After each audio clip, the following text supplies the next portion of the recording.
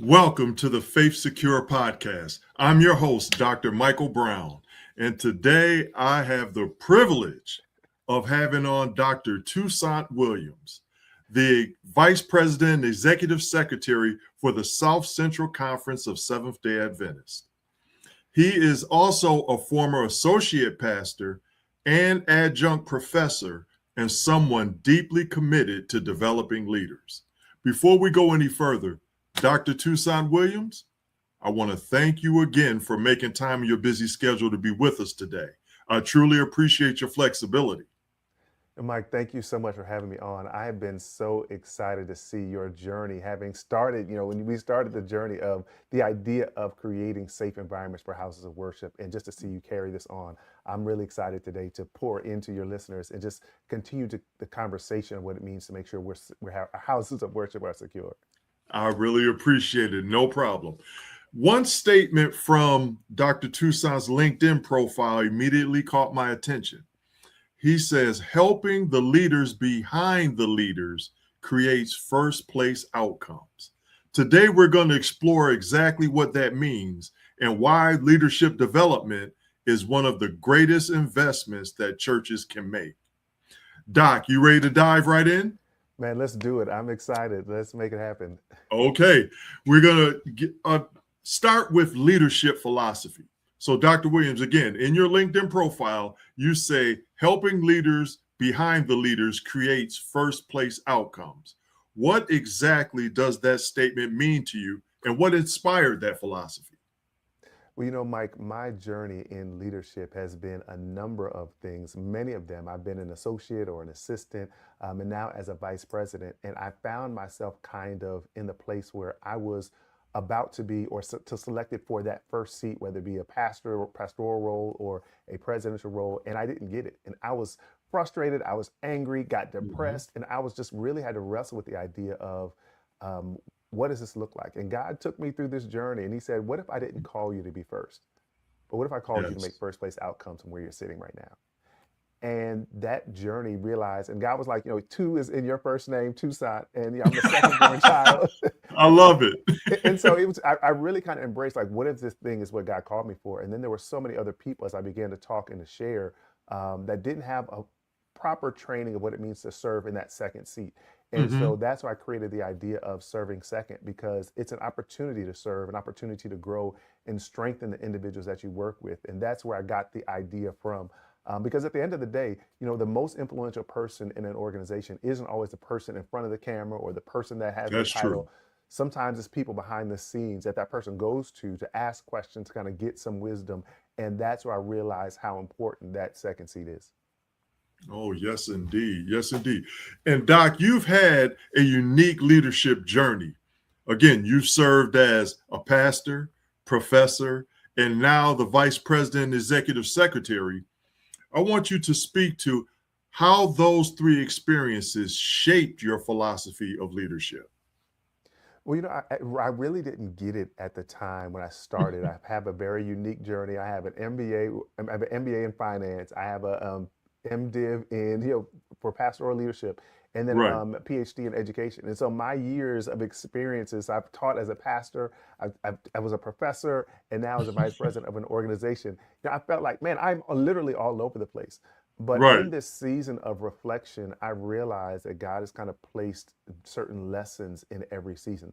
So as a pastor, I learned about the idea of really loving people and getting that Yes. really kind of connecting with folks. And I think that was really special. And then as a professor, I realized the importance of teaching people in a systematic way and understanding this importance of developing people. And now, as an executive secretary, it's now more about building systems where people can thrive. And so Right. each one of those systems, each one of those areas and those lessons are really helping me um, create an environment where people can grow, where people can be loved, where they can learn. And most Mhm. importantly, they have those systems where they can thrive. And that's really important because I learned that great leaders develop people, they love people, and then they build people. And Yes. that's the really kind of the focus I'm working on when I come to serving second. And so, when looking at your podcast, to be able to say, hey, listen, there is a physical area of safety, but there's also what we identify as psychological safety and emotional safety, where people can Right. grow and learn and really develop as the people God has called us to be. Outstanding. Outstanding. I, and I want to pivot a little bit, Doc, Yeah. and talk about healthy churches. Hmm. Okay. As the vice president, executive secretary, you have the opportunity to observe what, I mean, many different churches and pastors. Hmm. What characteristics consistently distinguish healthy churches from churches that may be experiencing a struggle? Well, Mike, in my current position, we have churches in Alabama, Mississippi, Tennessee, and the northwest part of Tennessee, Kentucky, and then the northwest part of Florida. And so we have churches in 5 different states. And one of the things initially, the idea is you think, or I thought a healthy church was the amount of people that are there, the amount of people that are really Right. pouring into the service. And that's not really the growth or the signal of a healthy church. A healthy church is where people are carrying the weight with each other, that the pastor Mm, is not the main leader. He doesn't carry everything alone, but he delegates, he creates those systems where people can thrive. And I think that's the ministry that Jesus kind of created when he created disciples, and the disciples started with growing the church, that no one person can do it alone. And as you make it an environment where the pastor may be providing the vision, but he's empowering other leaders, or he's allowing people to grow and develop in their areas of giftedness, that's where churches thrive. So you don't have to have a million people in your congregation to say right. this is a thriving church. But when you have people that are growing, when you have cross generational individuals, groups of individuals that are able to pour into one another, that's a real signal of a thriving church. And and Doc, just like you said, most people look at a healthy church or growth strictly by the numbers. Hmm. And I see where you're saying it's more quality as opposed to just quantity. So I get it. I get it. Absolutely. In fact, this week I'm going to Mississippi, and some of those smaller churches, Tunica, Mississippi, one of the smaller churches where you don't have the thousands of people that are there, but you have individuals that are committed to the Lord, that are making sure Yes. that they're pouring into the next generation, that are taking care of their communities, doing what they can to make a difference, that they are growing, that their individuals are growing in shape and being shaped. And I think that's really important. It's not focusing on numbers, but focusing on how many people can you disciple and make an impact in their lives for this life and the next to come. Yes. I thank you for unpacking that. I'm going to swing back to what you were speaking of previously about leading behind the scenes. Now, many people think that leadership, as you mentioned, is about being out front. Hmm. You built a career helping leaders succeed. Why is leadership behind the scenes so important? Mike, it started in my journey. I played basketball. Well, I used to before I got old. And I Yeah. was I was I was watching The Last Dance, and that was the Mhm. story of Michael Jordan, Scotty, the Yes. Bulls. They were going through that process, and after I was watching it, right around the time it came out, Scottie Pippen won a number of interviews, and he was frustrated because he felt Yeah. like he didn't get the same shine that Mike got, Right. Right. and that got me thinking. It's like, how do you live as a Scotty in a Michael Jordan world? The Mm. idea that the person that's in front, the person that's leading, is the one that's going to get the main focus of attention. And of course, Michael and Scotty were two different players, but one Right. thing I learned, Mike, was that only Michael and Scotty have 6 championship rings. Like, of all the teammates they played with, that 6 championship run, only two people have the same amount of championships. And I was like, wait a second. So when I began to write and understand this idea of what happens behind the scenes, like, Michael was successful because Scotty was successful in his role. That's right. And what I'm That's right. realizing is that, man, before MJ came on the scene, he couldn't get past the Lakers. He couldn't get Nope. past the The Detroit Pistons, Celtics. the Celtics, like all. And he had to create a system. And there had to be people that came alongside of him to help him grow. And taking the glasses off of the idea that, wait a second, if I'm not MJ, I'm nothing. No, wait a second. I Ah. was able to embrace that. And so one of the things I'm learning in this, answering your question, leading behind the scenes, is most victories happen before you step on the court. Mm. When you're Wow. able to build individuals and know your role, and as an individual to be able to go out there, and listen, MJ, you score, I'm gonna guard the best defender. They're best. I'm gonna be the best defender on our team Mhm. to guard their best player. And what it does, it allows people to be in their genius zones. And one of the things I'm learning is that when you're able to really help and lead behind the scenes, there's usually only one mic for a soloist. There's only, one spotlight for the person that's in charge. But there are a number of people that are part of the journey that makes success happen. And I think that's where we have to really embrace and Yeah. unlock that journey to help people who aren't in the forefront to say, hey, listen, you have a major role. God has given you. In fact, it goes back to the text, whatever your hands find to do it with all your might. And being Hmm. able to Yes. build on that and lead where your feet are makes all the difference in the world. Wow. And that's, that actually coming me, of course, coming from the security and Absolutely. world. I always tell people that everybody has a role to play in the overall security posture of the church. Everybody has a role to play.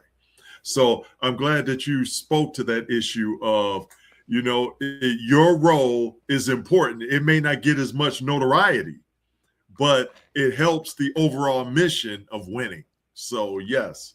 So now I want to talk to you about two of my favorite topics is stewardship and preparedness. Okay, one of the themes at Faith Secure is that preparedness begins with leadership. Mm. So how do you define leadership stewardship, and why is it so important for today's church? I love the idea of leadership stewardship. Is the idea, first of all, that a steward is somebody who manages things that is not Mm-hmm. theirs. And there Right. is an understanding that in this context, I don't own what God has given me, but I Wow. have the ability or the responsibility to manage it well.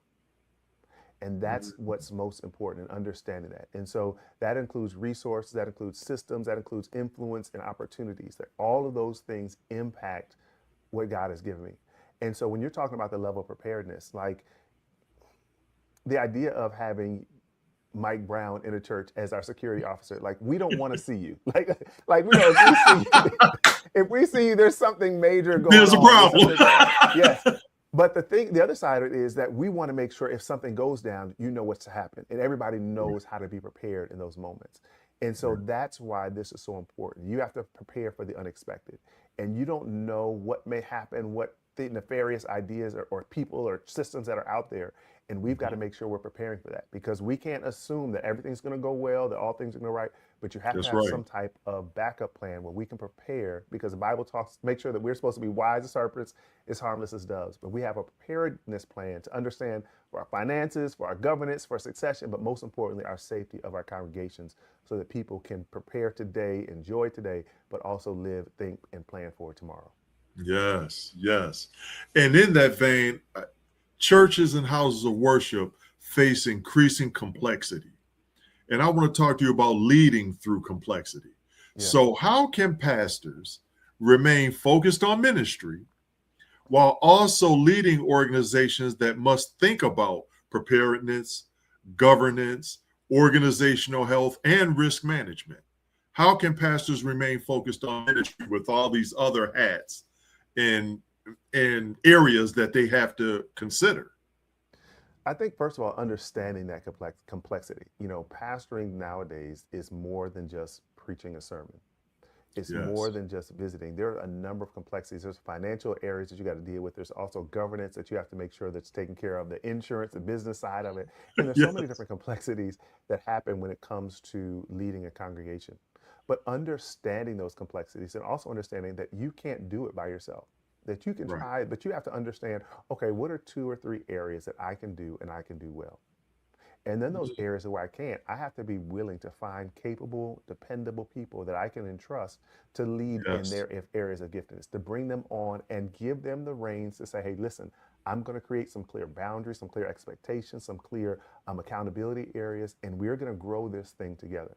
And I really think that when you have a pastor, when you have a leader that's able to say, this is not my lane, I need you to handle this. This is Right. not an Right. area of strength that I can manage and manage well. Even if I can do it, if I put more of my energy on this, I'm lacking in other areas. And what it Absolutely. also does, I enjoy, is in this complexity, it allows us to expand the body of Christ.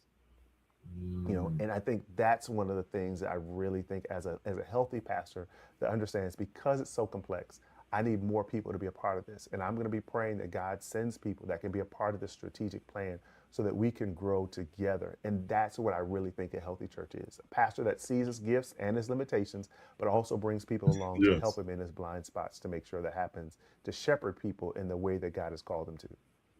And you know, and that you just defined a great leader. So, yes, absolutely. So now I want to talk about developing future leaders on Yeah. that same vein. You spent years teaching at Oakwood University.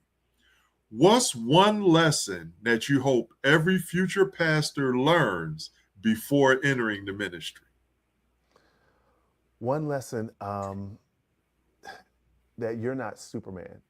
Ah, You, you know, yes. and I think the idea is you're going in that God has called. I've accepted the fact God has called me. He's called me to lead a congregation. But one of the misnomers is that you can do everything. It's so crazy. Just Mm, yesterday, I was going through one of my journals, and there was moments where in ministry I was literally depressed. I was because I felt the weight of trying to do everything. And even though it's 10, 15 years ago, I realized, wait a second, the reason why that weight isn't on me as much now is because I recognize these things I do well. This is an area of giftedness that I have. And I think that's honestly, Mike, if I'm really honest with you, um, it's humbling because you think you can do it. And there are moments where you yeah, can, but you can't do it well for a sustained period of time. there you go. I was going to ask, it's not sustainable. Yes. Yeah, it's not sustainable. And I think for future leaders, and I think this is now one of the blessings that I really have when it comes to investing in leaders, like you have to have a mentor and you have to be mentored. Mm, And so you have to be able to pour into people that are coming along beside you. And some people may be saying, hey, well, listen, I've only been in ministry for a short amount of time. Well, I learned that a fifth grader can teach a first grader. So you right, don't have to have everything together to be a full-blown right. professor of teaching, but you got to be willing to, hey, I can see some things and have areas of growth, but then also you got to be humble enough to be able to receive from somebody who's gone through and it seems has some of the battle scars, so you don't have to actually go through it. And I think that's what happens when it comes to future leaders. And one more thing, if I can add, Oh, by all I would, means. man, I would pour into a pastor and let them know that sermons don't matter as much as you think they do. What really matters Mm, is how you pour into people. yes. Like some of us Yes. know great orators, the people that are great speakers, but as soon as that mic is over, as soon as the benediction happens, they're jerks or they don't know how to communicate with people. Or, and the reality is we celebrate giftedness, but being able, the ability to be able to pour into somebody makes more of a difference outside of the sermonic experience that Right. will carry them throughout the Absolutely. rest of the week. And so I think that's Absolutely. really, really important when it comes to investing in future leaders. Number one, your ministry matters, but how you treat pastoral ministry when it comes in the pulpit matters, but how you treat people outside of the pulpit matters even more. Oh, wow. And I'm gonna tell you, Doc, I want to go into far as like, okay, we're talking about future leaders, but now I want to talk about coaching leaders. I want to get more Yeah. into your coaching style here. How do you coach pastors through difficult leadership seasons? First of all, understanding you said that seasons don't last forever. Hmm. There's Okay. no place in the world, even in Alaska, where it snows all the time. In Right. England, it doesn't rain every day. But you have Right. to prepare for those moments and prepare for those seasons. And one thing, a friend of mine, Eric Thomas, when I was actually Hmm. again going back to this, because, and I guess let me say this: I'm in a season now where I'm doing a lot of reflection, and what was happening in Right. my moments of ministry. I would journal and I would write down these are things that are happening. I write down things I was having difficult time with, and what happens is being able to go back some years later and say, man, I learned this lesson, or I'm still being challenged with this area. It allows me to see where I am in those moments of growth. And so understanding that seasons don't last forever, but you got to make sure you understand and prepare for these seasons because seasons are also cyclical. And Yeah, so you that's got to true. make sure that summer's going to happen. May Hmm. to Yes. August is going to happen. It's Yes. going to fall is going to happen. And what happens, the challenging with those seasons, if you're not prepared for them, you'll miss out. But the other thing is true too. There are people that make a lot of money in difficult seasons. You got folks who snow resorts when it snows, people are making money. When you know what I'm saying? There's always people who enjoy various areas of different seasons, and so I think it's important that as you're navigating life, that the difficult seasons don't mean you're a bad leader. It just means it's a Right. difficult season. You got to focus on what you can control, clarifying your mission, and going back to who God has called me to be, and rest in that. Understanding Mm. that even Jesus, the Bible says right after he was baptized, the Bible says the Holy Spirit took him to the wilderness to be tempted. That's right. That's right. you know, and so that lets us know that even Jesus himself had to go through some difficult moments, and every day of his life was Absolutely. spiritual warfare. And so, if I can just say this, understand ministry is spiritual warfare. Like every Mm. day that you wake up, the enemy is trying to throw you off your game. And you got to stay rooted and grounded in the word. You got to be committed to who God has called you to be. And when you pour into other people, it allows God to have the trust in you to steward what God has given you. And then God always rewards those who trust in him. Yes, yes, yes. I love it. I love it.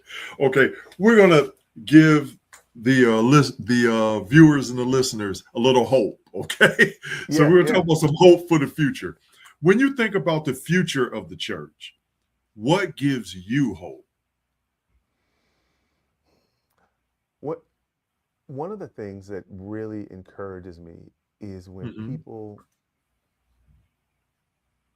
are taught or have the experience to do something that they didn't think possible. And I'm Mm. really learning this with my boys. They're 21 and 17 now. Both of them about to go into college, and it's crazy Wow. because they do things a little bit differently than I do. Okay. But my the thing that I really appreciate the hope is that because they see things differently, they have different expectations. And I think my role now is to make sure that they see what's possible and let Mm. them thrive. And I think Okay. that's what's so important about pouring into the next generation and not just making life about yourself. When you're able to make an impact for the people or the generations that are coming up behind you, that's what really gives me hope. To know that there are people that are gifted, that are creative, that don't necessarily see life the way that I do. But when they're committed to God, I trust that God gives them the creativity to lead in their era and their generation that may be different than mine, but I trust that, man, God is going to see them through the same way he saw my crazy self through, and my parents and their parents. And that's what really gives me hope, to meet young pastors that are creative, to meet people that are in ministry that are excited about life and that can use these AI tools and all these different things Yes, and yes. really make a difference. And I think that's what really kind of pushes me and gets me up in the morning every day, to see how I can support this next generation doing the mission that God has called them to do.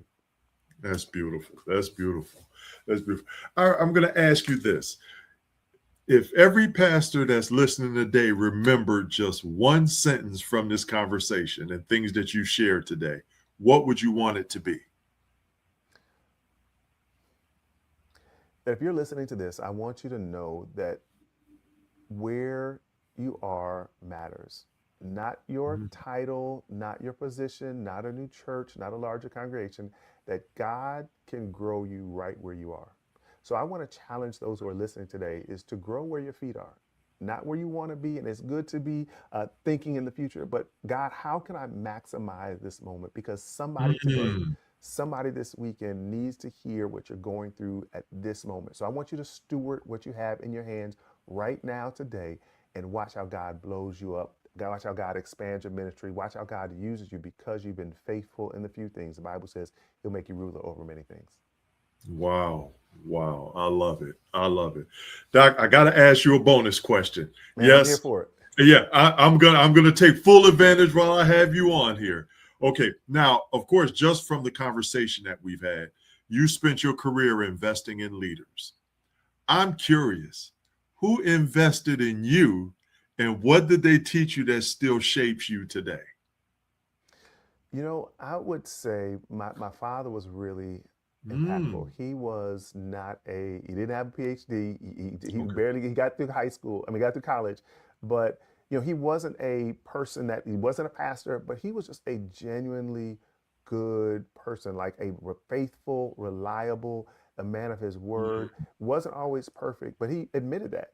And I think that made a huge difference in my life, that you don't have to have all these folks that are, with big titles. You can just be a genuine person. And to see how God mm, has honored I his love it. faithfulness to my mother, to our boy, my brothers, his boys.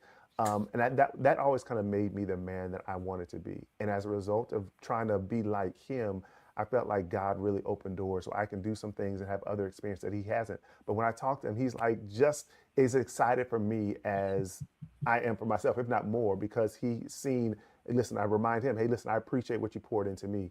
And that gives all the difference in the world. And so I would just, for me, and answering your question, I really think my dad, and there have been some other people that have poured in along the way, Pastor Right, Birdie, right. Pucky Ford, and the ones I'm working with now.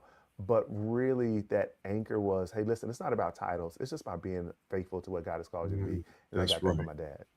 That's beautiful, man. That's beautiful. Thank you for sharing that, by the way. Yeah. Now, Doc, I'm going to get you out of here, and I'm going to do what we do on occasion is the lightning round. All right. Okay? So I'm just going to say a word, and you can tell me the word that triggers for you, or just short answer responses. Okay? Yes, You sir. ready? Let's do it. Okay. Leadership. Responsibility. Integrity. Consistency. Okay.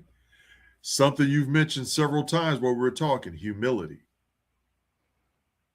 Challenging. Yes, it is. Lord, yes, it is. Preparation. Intentional. Okay. Service. Essential. Yes. Hope. Regularly. I love it. Let's two more. Faith. Rewards. Yes. Legacy. 3 words, the real blessing. Yes. Thank you for participating in the lightning round. That was pretty good. Yes, All right. sir. Dr. Williams, I want to thank you for joining me today. Your leadership perspective reminds us that healthy churches, they don't happen by accident. They are led intentionally by men and women committed to serving others with wisdom, humility, as you mentioned, and excellence. I want to thank you for sharing your experience and for investing in the leaders who in turn invest in God's people. You did an outstanding job today. Thank you, sir. Thank you for the opportunity to be a part of this experience. No problem. Hey, if I just want to ask this last question. How can the viewers learn more about the South Central Conference and the important work taking place throughout your conference? Man, we'd love to allow them to be a part of our journey. You can follow us at iamsouthcentral.org, iamsouthcentral.org, or you can follow us on Facebook. Just look up South Central Conference, and that's where we are. We serve individuals in Alabama, Mississippi, Tennessee, Kentucky, and the northwest part of Florida. Yes, thank you for that. And just hang out 1 second while I close. And to the viewers, thank you for joining us on this podcast today. If you found the information that Dr. Williams shared or the information that was shared on any other prior episode, be sure to like and share. And Doc, I just want to thank you again. All right. Mike, thank you. And I want to remind the viewers, remember to be watchful, prayerful, and prepared. God bless.